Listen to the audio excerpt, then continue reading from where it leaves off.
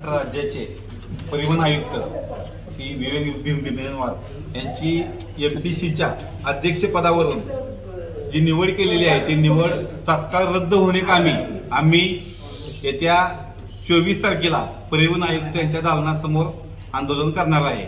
आणि आंदोलन करण्यामागचं कारण एकच आहे की त्यांनी त्यांच्या कालावधीमध्ये त्यांनी भरपूर चुकीची कामं केलेली, असा चुकीचा अधिकारी, चुकीचं काम करणारा अधिकारी या पदावरती आम्हाला नको आहे. कारण भविष्यात एमपीसीच्या विद्यार्थ्यांचे कदापि न भरून येणारं नुकसान होणार आहे, म्हणून आमचे आंदोलन आहे. अधिकारी हा का नको आहे, कशासाठी नको आहे तुम्हाला? कारण आम्ही गेले 1 वर्षभरापासून त्यांच्याकडे पाठपुरावा करत आहे. त्यांचं जे कामकाज जे आहे ते चुकीच्या पद्धतीने चालू आहे.